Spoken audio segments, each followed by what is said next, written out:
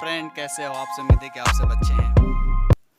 I hope कि आप लोग कुशल भी होंगे। ठीक है, तो आज हम 76 क्वेश्चन नंबर से स्टार्ट करेंगे, जो 25 क्वेश्चन ही रहेगा। ठीक है, और इससे पहले हम इस पर 3 वीडियो अपलोड कर चुका हूँ।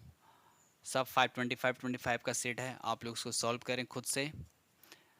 आप लोग 25 में कितना स्कोर करते हैं प्लीज़ कमेंट सेक्शन में जाकर कमेंट भी करें। ठीक है, तो आज हम 76 से 100 यानी 25 ही क्वेश्चन रहेगा।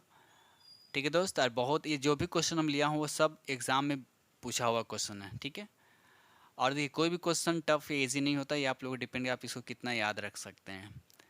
ठीक है, और ये जो भी एग्ज़ाम के कोई किसी भी एग्ज़ाम की तैयारी करें, चाहे CSC का हो, बैंकिंग का हो, CHL हो, उसके बाद NTPC हो, रेलवे हो, बैंक, कुछ भी हो, इस तरह कोई भी एग्ज़ाम की तैयारी के सब के लिए क्या ये वीडियो क्या बेनिफिट है। ठीक है, चलिए तो हम स्टार्ट करते हैं आज हम 76 से। ठीक है, आप सबसे पहले हम ये बताना चाह रहे हैं कि आप लोग पहले इसको खुद से इसको सॉल्व कीजिएगा। जैसे क्वेश्चन जो हम यहाँ पे दिख रहा होगा स्क्रीन पे, तो आप लोग इसको वीडियो को पॉज करके उसको खुद से इसको सॉल्व कीजिए और उसके बाद उसका आंसर मिलाइएगा। ठीक है, तो आप देख और उसके बाद कमेंट सेक्शन में जाकर कमेंट कीजिए कि 25 में आपने कितने स्कोर किए। ठीक है दोस्त, तो चलिए हम स्टार्ट करते हैं वीडियो को। तो क्वेश्चन आपको दिख रहा होगा स्क्रीन पे, क्वेश्चन नंबर 76, क्या स्टील को कठोरता प्रदान करने के लिए मिलाई जाती है। अब देखिए स्टील को कठोर बनाने के लिए उसमें क्या मिलाया जाता है? Carbon, manganese, silicon, chromium. चलिए आप सोच समझ के इसका आंसर दें। ठीक है दोस्त, बताइए कि इसका आंसर क्या होगा। अगर आपने ऑप्शन डी चुना है तो बिल्कुल राइट, क्रोमियम। क्रोमियम क्या करता है? स्टील की कठोरता को क्या करता है? वो बढ़ा देता है। ठीक है दोस्त, स्टील की कठोरता को क्या करता है? बढ़ा देता है। ठीक है, चलिए क्वेश्चन नंबर 77 कहता है नीला थोथा यानी ब्लू विट्रॉल। ठीक है, तो नीला थोथा इसमें से किसको कहा जाता है? कॉपर सल्फेट को, कैल्शियम सल्फेट को, आयरन सल्फेट को, सोडियम सल्फेट को। ठीक है, बताएं। सोच समझकर आंसर देना है, क्योंकि जो भी क्वेश्चन है आप लोग को माइंड में होगा, ऐसा लग रहा है कि पढ़ा हुआ क्वेश्चन है, थोड़ी सी कंफ्यूज तो गलती हो सकता है कि उसमें नीला थोथा, हरा थोथा, सब थोथा होता है, वाइट थोथा। ठीक है, तो बताइए नीला थोथा इसमें कौन है? तो अगर आपने ऑप्शन ए चुना है तो बिल्कुल राइट, यानी कॉपर सल्फेट का कहते हैं नीला थोथा कहते हैं। ठीक है, क्या बोलते हैं हम? कॉपर सल्फेट को नीला थोथा। ठीक है, चलिए क्वेश्चन नंबर हम आगे की ओर बढ़ते हैं। क्वेश्चन नंबर 78, क्वेश्चन नंबर 78 देखिए, कहता है हरा थोथा। ठीक है, या हरा कशिश भी बोल सकते हैं इसको। तो बताना है कि हरा तोता इसमें से कौन है? हरा मतलब ग्रीन हो गया आपका, तो बताइए इसमें ग्रीन किसको बोलते हैं? ऑप्शन उसी तरह का दिया हुआ है जो ऑप्शन 77 में था। आप लोग सोच समझकर आंसर दें। अगर आपने ऑप्शन डी चुना है तो बिल्कुल राइट, आयरन सल्फेट को बोलते हैं हरा कशिश या हरा थोथा। ठीक है दोस्त, ये चीज़ को ध्यान रखने हैं। ठीक है, कशिश भी कर देगा यहाँ पे वर्ड जो दिया हुआ है। ठीक है, इसलिए कंफ्यूज होने की ज़रूरत नहीं है। ठीक है दोस्त, चलिए अब देखिए, ऊपर था नीला तोता या हरा तोता, उसके बाद उजला तोता, सब तोता ले लिया हूँ, तोता तोता। ठीक है, तो अब बताइए क्वेश्चन में 78 70 से 79 में कि उजला तोता इसमें कौन है? उजला मतलब तोता में उजले कलर में ही होता है। तो आयरन देख लिया, आयरन सल्फेट देख लिए, कॉपर सल्फेट देख लिया, बचा कौन? सी और डी में। तो कैल्शियम सल्फेट और सोडियम सल्फेट, बताइए दोनों में किसको कहते हैं उजला तोता? अगर आपने ऑप्शन सी चुना है तो बिल्कुल राइट हो दोस्त, मेहनत कर रहे हो आप लोग, है ना। चलिए तो हुआ क्वेश्चन नंबर 79। चलिए क्वेश्चन नंबर आगे बढ़ते हैं, क्वेश्चन नंबर 80 की तरफ। चलिए 80 देख लीजिए, 80 क्या कहता है। चलिए क्वेश्चन नंबर 80 क्या कहता है? निम्न में कौन सामान्य ताप पर द्रव यानी रूम टेम्परेचर पे लिक्विड फॉर्म में होता है? बताइए निम्न में कौन सामान यानी रूम टेम्परेचर बोल सकते हैं लिक्विड स्टेट में पाया जाता है? तो शीशा हो गया, लेड इसको बोलते हैं, पारा, मरकरी, निकेल और टीन। तो बताइए।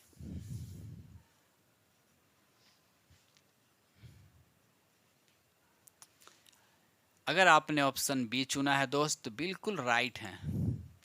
अगर आपने ऑप्शन बी चुना है तो बिल्कुल राइट। पारा क्या होता है? रूम टेम्परेचर पर क्या होता है? लिक्विड फॉर्म में होता है। तो ये चीज़ को आप लोग को याद रखने हैं। ठीक है, चलिए क्वेश्चन नंबर 81, निम्न में से कौन सी धातु सर्वाधिक भारी है? चलिए इसमें से भारी पूछ रहा है, इसमें सबसे भारी कौन है? चांदी, तांबा, सोना, सीसा। तो एटॉमिक मास, एटॉमिक नंबर पर ध्यान रखें।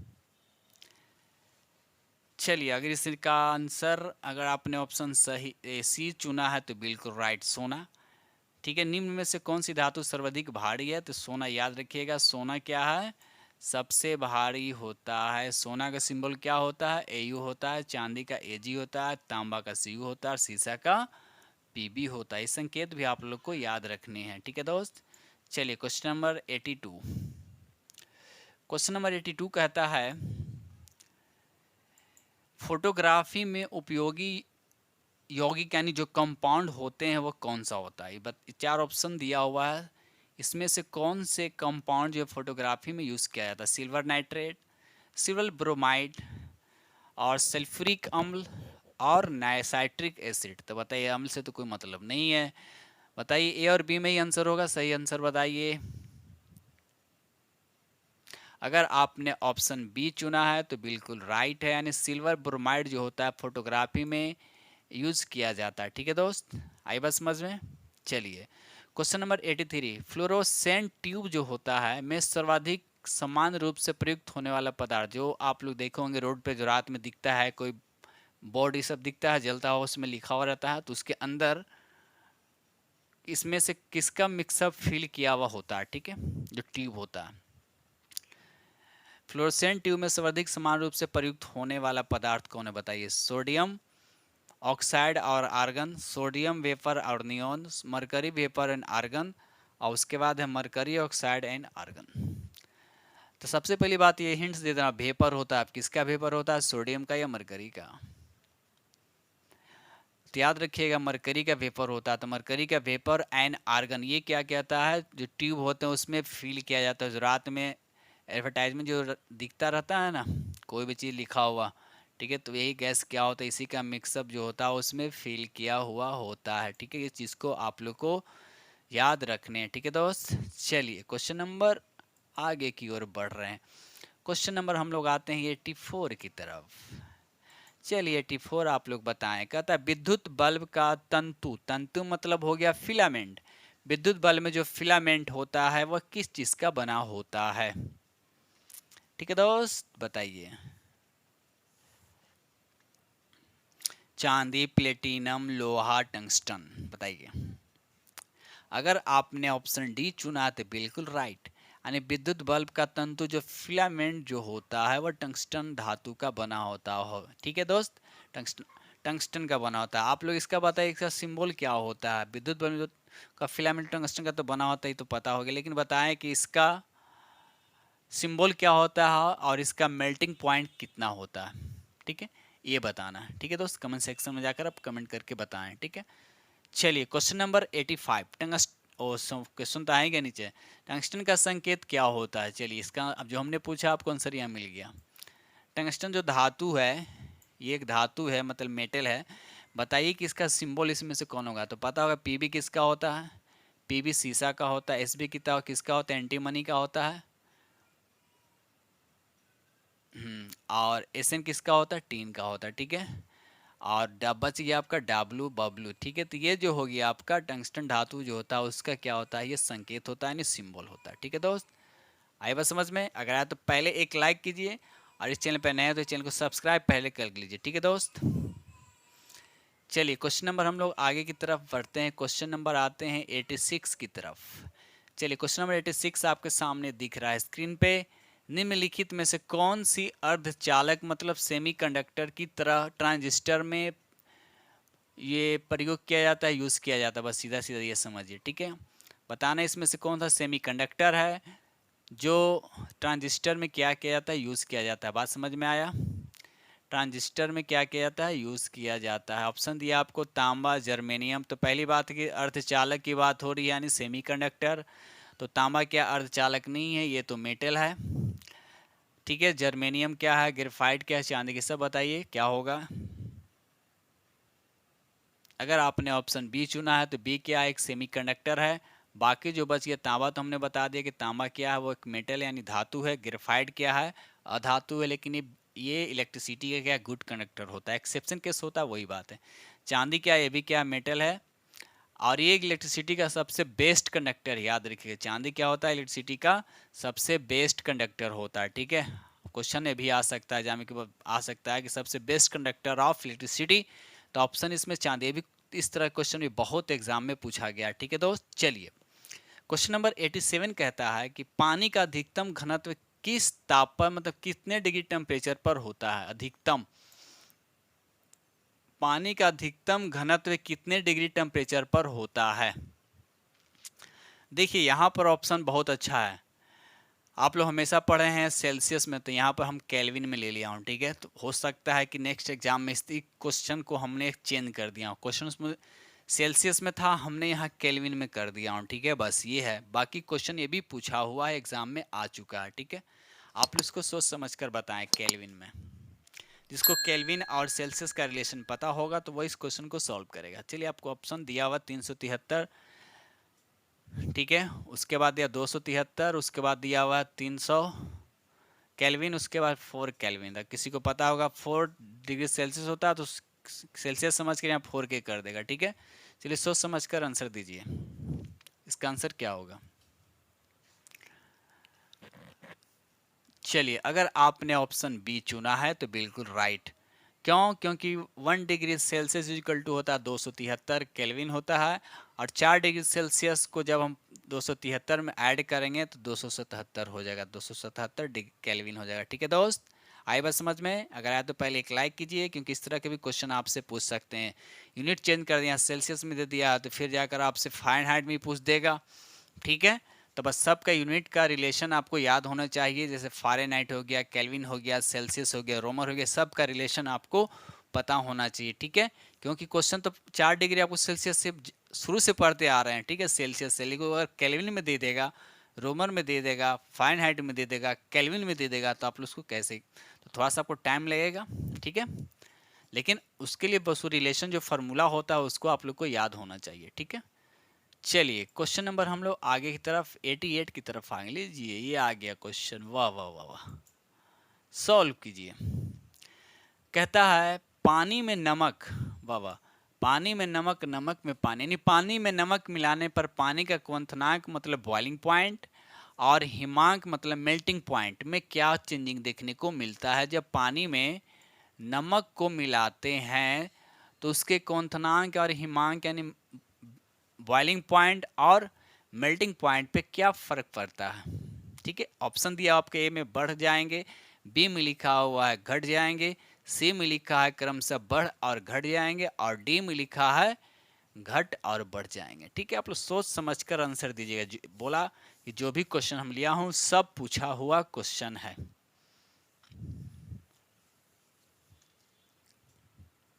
अगर आपने ऑप्शन सी चुना तो बिल्कुल राइट है। ठीक है, बिल्कुल राइट है। तो क्या होता है कि जब पानी में सॉल्ट यानी नमक को हम डालते हैं तो पानी का बॉइलिंग पॉइंट क्या होता है, इंक्रीज होता है, और मेल्टिंग पॉइंट क्या होता है, डिक्रीज होता है। तो ये चीज़ को याद रखने हैं। क्या बोले हम, पानी में यानी वाटर में जब हम सॉल्ट को मिलाते हैं तो पानी का जो बॉइलिंग पॉइंट क्या होता है वो इंक्रीज होता है, और मेल्टिंग पॉइंट क्या होता है, डिक्रीज होता है यानी घट जाता है। ठीक है, तो ये चीज़ को याद रखना है आपको। ठीक है, चलिए तो क्वेश्चन नंबर 89 की तरफ जो आपको दिख रहा है नीचे यहाँ पर जल की अस्थाई लिखा हुआ है, यहाँ देखिए एक वर्ड लिखा हुआ अस्थाई। ठीक है, जल की अस्थाई कठोरता, पानी में क्या होता है, पानी कभी कभी ऐसा होता है जो अस्थाई कठोरता मतलब वो जल्दी नॉर्मल पानी नहीं बन पाता। ठीक है, वो न पीने लायक रहता है, किसी काम का नहीं होता। ठीक है, तो बताया कि जल के अस्थाई कठोरता का कारण मतलब किसकी वजह से, किस कारण से जल जो होता है अस्थाई कठोरता हो जाता है, मतलब अस्थाई हो जाता है। ठीक है, तो ऑप्शन ए में दे रखा है कैल्शियम और मैग्नीशियम के कार्बोनेट, कैल्शियम और मैग्नीशियम के कार्बोनेट, और बी में लिखा हुआ कैल्शियम और मैग्नीशियम के बाइकार्बोनेट, और सी में लिखा कैल्शियम तथा मैग्नीशियम के क्लोराइड और सल्फेट, और डी में लिखा उपयुक्त में से कोई नहीं। ठीक है दोस्त, बताइए जल की अस्थाई कठोरता का कारण किसकी वजह से हो जाता है। सोच समझ कर आंसर आप प्लीज़ कमेंट सेक्शन में बताएंगे कि 25 पे आपने कितने स्कोर किए। अगर आपने ऑप्शन सी चुना है तो बिल्कुल राइट, कैल्शियम और मैग्नीशियम क्लोराइड एंड उसके सल्फेट, ये क्या करते हैं वाटर में जब मिला हुआ होता है तो पानी को क्या वो वह अस्थायी रूप से कठोर बनाए रखता है, मतलब ना पीने के लायक, तो मतलब किसी काय के यूजलेस होता है। ठीक है दोस्त, तो ये चीज़ को याद रखने हैं। जल की अस्थायी कठोरता किसके वजह से होता है, किस कारण से होता है, तो कैल्शियम और मैग्नीशियम के क्लोराइड और उसके सल्फेट के होने के कारण होता है। ठीक है, चलिए तो क्वेश्चन हम लोग आगे बढ़ते हैं 90 की तरफ। तो 90 में देखिए ऊपर में क्या था, अस्थाई था, नीचे क्या हो गया, अस्थाई। आपसे पूछ दिया ऑप्शन, तो उसी तरह का दोनों को साथ साथ दिखाएंगे। चलिए यहाँ पर देखिए आप, यहाँ पूछा कि जल की अस्थाई लिखा हुआ है, क्या लिखा हुआ है, अस्थाई लिखा हुआ है कि जल में अस्थाई कठोरता का कारण क्या है, बताइए। ऑप्शन वही है जो ऊपर दिया हुआ था। ठीक,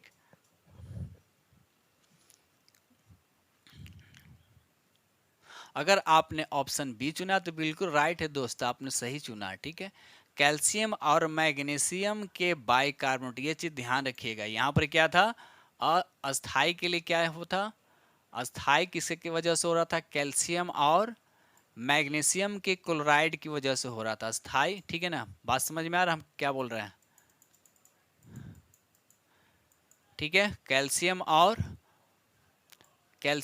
क्या था, क्लोरीन, क्लोराइड और सल्फेट के कारण था। ठीक है, लेकिन यहाँ पर क्या है, कैल्शियम और मैग्नीशियम के बाइकार्बोनेट, दोनों में कैल्शियम और मैग्नीशियम है, बस फर्क है ऊपर में क्लोराइड और सल्फेट के कारण से अस्थाई हो जाता है, और नीचे क्या है, इसके बाइकार्बोनेट की वजह से अस्थाई हो जाता है। ठीक है, तो ये तो है कि थोड़ा सा जल्दी ठीक कर सकते हैं इस पानी को जो अस्थाई है। चलिए, तो ये हुआ क्वेश्चन नंबर 90। चलिए अब आगे हम लोग बढ़ते हैं क्वेश्चन नंबर 91 की तरफ। चलिए, अभी तो हमने देखा कि पानी किसके वजह से कठोर रहा था, अब वो कठोर हो गया है पानी, तो हार्ड वाटर हो गया, तो उसको अब सॉर्ट पीने लायक कैसे बनाएंगे, तो उसको बनाने के लिए, उसको ठीक करने का उपाय, तो वही क्वेश्चन नंबर 91 कहता है कि जल में अस्थाई, जल क्या हो, अस्थाई हो या अस्थाई हो। ठीक है ना, जल या अस्थाई हो या अस्थाई हो, दोनों प्रकार की कठोरता को कैसे दूर किया जा सकता है, कैसे दूर किया जा सकता है, आप लोग बताएं। ठीक है दोस्त, ऑप्शन ए में लिखा सोडियम कार्बोनेट डालकर उबालने से, बी में लिखा कैल्शियम कार्बोनेट डालकर उबालने से, ठीक है, और सी में लिखा सोडियम क्लोराइड डालकर, और डी में लिखा इनमें से कोई नहीं। ठीक है, आप सोच समझ कर इसका आंसर दें। ठीक है दोस्त, चलिए बताइए किसको डालकर हम उसको पीने लायक बना सकते हैं। अगर आपने ऑप्शन ए चुना तो बिल्कुल दोस्तों सही चुना, बहुत सही जा रहे हो दोस्तों, आप लोग मेहनत करते हो, हमको पता नहीं था आप लोग मेहनत नहीं करते, लेकिन मेहनत करते हो। ठीक है, तो यहाँ पर हो जाएगा सोडियम कार्बोनेट को जब उस अस्थाई वाला या अस्थाई वाला जो वाटर उसमें अगर हम डालेंगे, उसके बाद उसको बॉयल करेंगे, क्या करेंगे, उबालेंगे। ठीक है ना, उबालने के बाद उसको अस्थाई और अस्थाई दोनों प्रकार की कठोरता को हम लोग आसानी से दूर कर सकते हैं। ठीक है दोस्त, आई बात समझ में। चलिए क्वेश्चन नंबर हम लोग आते हैं 92, बहुत अच्छा क्वेश्चन है 92। ये एग्जाम में अभी अपडेट जो एग्जाम हुआ था शायद एसएससी सीजीएसएस में पूछा गया था, भारी जल कितने डिग्री तापमान पर जमता है, हैवी वाटर। आप लोग बताएं कि हैवी वाटर का फार्मूला क्या होता है, हैवी वाटर जो होता है उसका फार्मूला क्या होता है, कमेंट सेक्शन में जाकर बताएं कि हैवी वाटर जो होता है उसका फार्मूला क्या होता है। ठीक है, तो यहाँ क्वेश्चन आपसे पूछ रहा है कि भारी जल जो होता है हैवी वाटर कितने डिग्री टेम्परेचर पर जमता है, यानी फ्रीज हो जाता है। ठीक है, आइस में कन्वर्ट हो जाता है, आइस की तरह कन्वर्ट हो जाता है। ठीक है, आप लोग बताएं 4 डिग्री सेल्सियस पर, 3.8 डिग्री सेल्सियस पर, 4.5 डिग्री सेल्सियस पर, और डी में लिखा है 0 डिग्री सेल्सियस पर। आप लोग बताएं कि चारों में से कौन सा आंसर आपका सही है। ठीक है,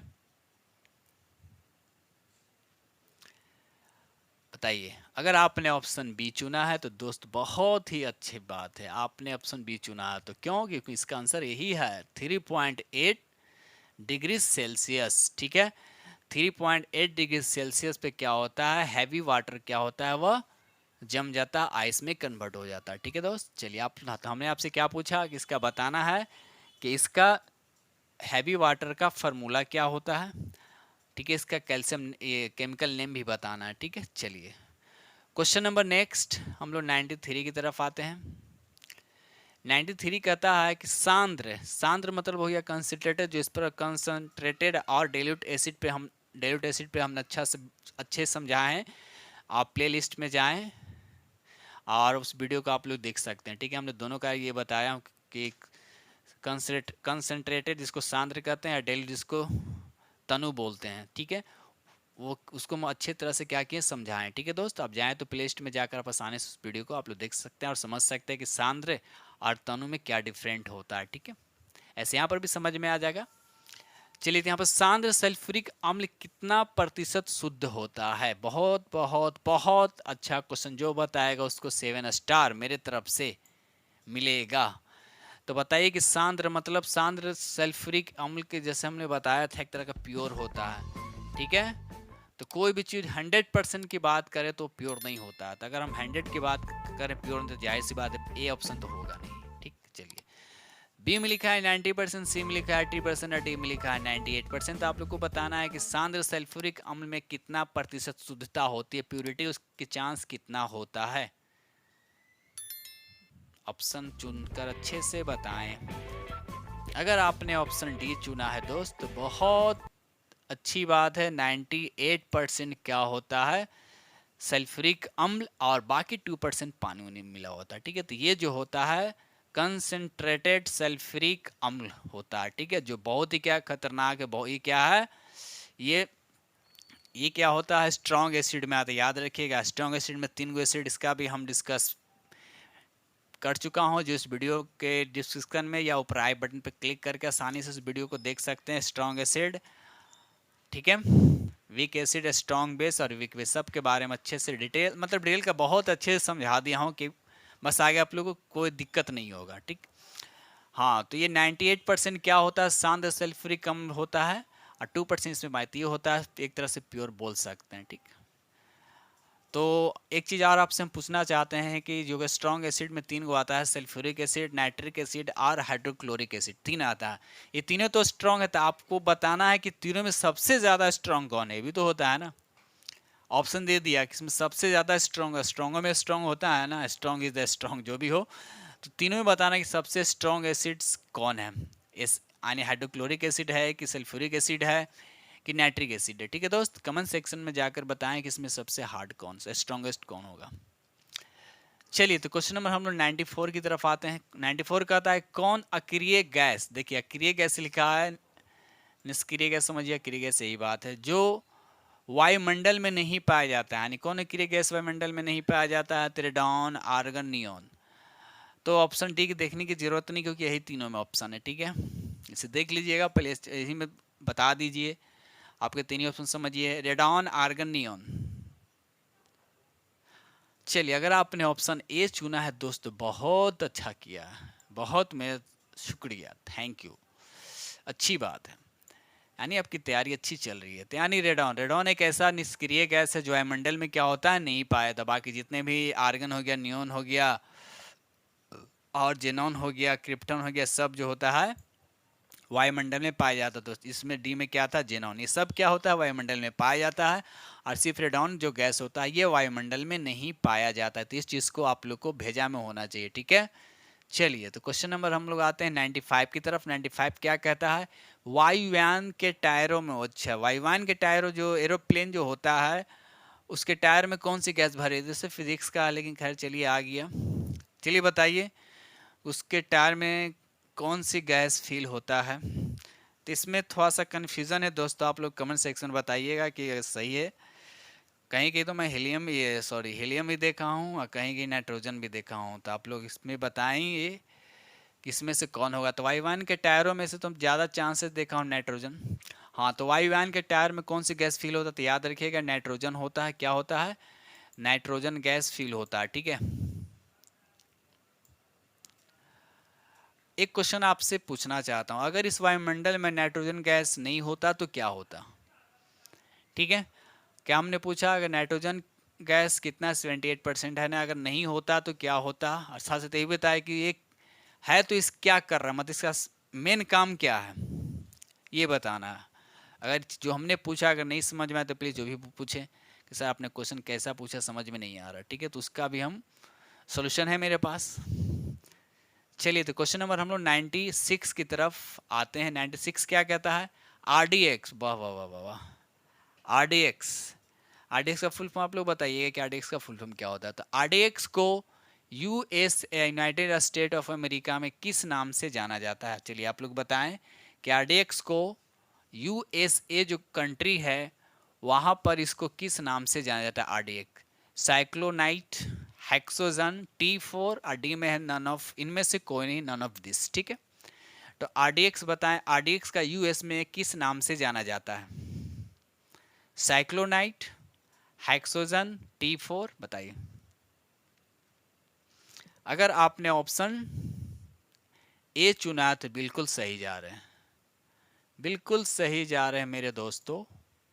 यानी साइक्लोनाइट जो है, आरडीएक्स को यूएस में क्या बोला जाता है? साइक्लोनाइट बोला जाता है। बाकी दोनों को ही बता दे रहा हूँ। हेक्सोजन जो होता है, जो आरडीएक्स जो है उसको, हेक्सोजन को किस कंट्री में बोला जाता है? जर्मनी में उसको हेक्सोजन बोलते हैं, हेक्सोजन। ठीक है, आरडीएक्स को जर्मनी में क्या बोलते हैं? हेक्सोजन बोलते हैं। और T4 को इटली में बोलते हैं, आरडीएक्स को T4 क्या बोलते हैं? T4, सबसे शॉर्ट नाम इसी का T4। ठीक है, तो आरडीएक्स को यूएस में क्या बोलते हैं? साइक्लोनाइट, और जर्मनी में बोलते हैं हेक्सोजन, और इटली में बोलते हैं आरडीएक्स को T4। ठीक है दोस्त, तो ये चीज़ आप लोग को भेजा में यानी माइंड में होने चाहिए, क्योंकि यहाँ से आपको एक क्वेश्चन दो क्वेश्चन और बन गया। ठीक है, हम यहाँ तो यूएस से पूछ दिया, आपको ये कुछ और पूछ देगा, जर्मनी पूछ देगा, इटली पूछ देगा। ठीक है, तो ये सब जो भी क्वेश्चन है सब बोले ना, सब पूछा हुआ क्वेश्चन, नया क्वेश्चन एक भी नहीं लिया हूँ। एक दो क्वेश्चन बनाए हैं, लेकिन वो भी अच्छा क्वेश्चन है। चलिए, तो क्वेश्चन नंबर हम लोग आते हैं 97 की तरफ। ये बंदा क्या कहना चाह रहा? ये कहता है कि आरडीएक्स में तापमान एवं आग की गति, उसकी स्पीड को बढ़ाने के लिए चूर्ण, मतलब पाउडर समझिए, ठीक है, के रूप में मिलाया जाता है। तो आप बताइए, आरडीएक्स जो है उसके टेम्परेचर और उसके आग की जो गति जो होता है, उसके मोशन जो होता है, को इंक्रीज करने के लिए उसमें हम क्या मिला दें कि उसके स्पीड, आग का स्पीड और टेम्परेचर दोनों इंक्रीज हो जाए? ऑप्शन ए में दिया हुआ एल्युमिनियम का चूर्ण, बी में लिखा हुआ लोहे का चूर्ण, और सी में लिखा हुआ टंगस्टन का चूर्ण, और डी में लिखा हुआ निकेल का चूर्ण। ठीक है, सोच समझकर आप लोग आंसर दीजिए।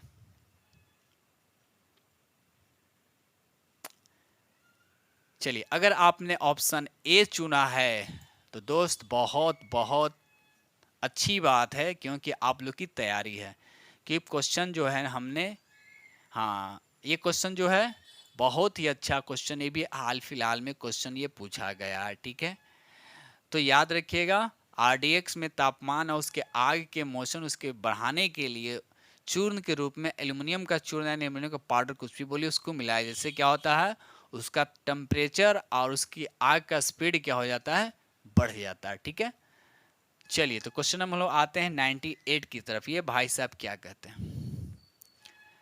सल्फ्यूरिक अम्ल बनाने के संपर्क विधि, देखिए, सल्फ्यूरिक अम्ल बनाने की संपर्क विधि में उत्प्रेरक के रूप में क्या मिलाया जाता है? ठीक है, कैटलिस्टिक जो बोलते हैं, कैटलिस्टिक्स को उत्प्रेरक के रूप में क्या मिलाते हैं उसमें? ठीक है, और शुरू में ही बता चुका हूँ, यानी इससे पार्ट 3 में, इससे पहले वाले वीडियो जो 25 सोल्व किया हूँ कि उत्प्रेरक क्या है, कैसा सबस्टांस से रासायनिक पदार्थ है जो क्या करता है, उसके स्पीड को क्या करता है? घटाता और बढ़ाता, मतलब उसको उसमें परिवर्तन लाता है। ठीक है, वो स्पीड को घटा भी सकता है और बढ़ा भी सकता है। तो खैर, यहाँ पर आपसे पूछा है कि सल्फ्यूरिक अम्ल बनाने की संपर्क विधि में उत्प्रेरक के रूप में क्या मिलाया जाता है? तो आपका पहला ऑप्शन है लोहे का चूर्ण, बी में लिखा है प्लेटिनम का चूर्ण, और सी में लिखा है नाइट्रोजन के ऑक्साइड, और डी में लिखा है निकेल का चूर्ण। आप लोग सोच समझकर इसका आंसर दें। अगर आपने ऑप्शन बी चुना है दोस्त, बिल्कुल राइट है, बिल्कुल राइट पे जा रहे हैं। ठीक है, मतलब सल्फ्यूरिक अम्ल बनाने के संपर्क विधि में उत्प्रेरक के रूप में प्लेटिनम के चूर्ण को मिलाया जाता है। ठीक है दोस्त, चलिए हम लोग आगे बढ़ते हैं। क्वेश्चन नंबर 99 और 100 दोनों एक साथ यहाँ पर, चलिए आपको दिख रहा है, चलिए इसका बताइए। 99, नोबेल का तेल, बहुत अच्छा क्वेश्चन है, ये क्वेश्चन बनाया है, मतलब बुक से लिया गया है। चलिए बताइए, नोबेल का तेल किसे कहा जाता है? Tri nitroglycerin, tri nitrotoluene, tri nitrophenol और सल्फ्यूरिक एसिड, बताइए, बताइए कि इसमें आंसर कौन होगा? जो बताओ उसको 7 स्टार मेरे तरफ से मिलेगा, मेरे तरफ से उसको 7 स्टार। ठीक है दोस्त, 7 स्टार मेरे तरफ से उसको मिलेगा। चलिए, हाँ, तो जिसने ऑप्शन पहला चूज किया है ऑप्शन ए, तो बिल्कुल राइट है, क्योंकि नोबेल का तेल किसको कहा जाता है? ट्राई नाइट्रोग्लिसरीन को बोला जाता है। तो इस चीज़ को याद होना चाहिए। ये क्वेश्चन बहुत बहुत बहुत बढ़िया क्वेश्चन है। ठीक है दोस्त, चलिए क्वेश्चन नंबर लास्ट, ये रहा आज का लास्ट क्वेश्चन। ठीक है, कहता हॉस्पिटल में कृत्रिम सांस लगता है ना ऑक्सीजन किसी को, ठीक है, तो ऑक्सीजन में कृत्रिम सांस के लिए प्रयुक्त सिलेंडरों में किस गैस का मिश्रण होता है? किसी को ऑक्सीजन पर रखा जाता है, सुने होंगे आप लोग, ठीक है, उसको ऑक्सीजन पे है तो वेंटिलेटर पे क्या क्या होता है, तो बताना है कि उसमें उसके जो सिलेंडर होता है उसमें कौन से गैस का मिक्सअप होता है। ऑक्सीजन और हीलियम, पहली बात ऑक्सीजन तो सब में होगा, तो अब ऑक्सीजन तो होगा, लेकिन ऑक्सीजन के साथ और कौन से गैस होगा? ऑक्सीजन और हीलियम, बी में लिखा ऑक्सीजन और नाइट्रोजन, सी में लिखा ऑक्सीजन और नियोन, और डी में लिखा ऑक्सीजन और आर्गन। ठीक है, आप लोग सोच समझकर आंसर बताएं। अगर आपने ऑप्शन ए चुना है दोस्त, तो बिल्कुल राइट है। ठीक है, कि हॉस्पिटल में कृत्रिम सांस के लिए प्रयुक्त सिलेंडर जो होता है, जो सिलेंडर जो होता है देखे होंगे, ठीक है ना, तो सिलेंडर में किस गैस का मिक्सअप होता है? तो याद रखिएगा, ऑक्सीजन होता है और हीलियम होता है। ठीक है, इसका मिक्सअप होता है जो कृत्रिम सांस लेने के लिए, किसी को ऑक्सीजन, सुने हैं कि ऑक्सीजन पे उसको रखा गया, भी ऑक्सीजन उसका लगा हुआ है, मतलब जो सांस ले रहा है वो दोनों मिक्सअप है, उसमें ऑक्सीजन भी होता है और हीलियम भी होता है। ठीक है दोस्त, तो ये रहा दोस्त, हमने आप लोगों के साथ 25 क्वेश्चन डिस्कस किया हूँ। अगर ये दोस्त ये वीडियो अगर आप लोग को अच्छा लगा हो तो प्लीज़ एक लाइक, अगर इस चैनल पे आप अगर नए हो तो प्लीज़ चैनल को सब्सक्राइब कर ले दोस्त, क्योंकि इस तरह के वीडियो आप लोग के लिए आता रहेगा। ठीक है, तो मिलते हैं नेक्स्ट वीडियो में, तब तक के लिए थैंक यू वेरी मच। आप लोग से एक और रिक्वेस्ट करता हूँ कि वीडियो को प्लीज़ शेयर जरूर कर दें। ठीक है दोस्त, तो इसी के साथ वीडियो को क्या करता हूँ समाप्त, और आपसे मिलता हूँ नेक्स्ट वीडियो में, तब तक के लिए थैंक यू।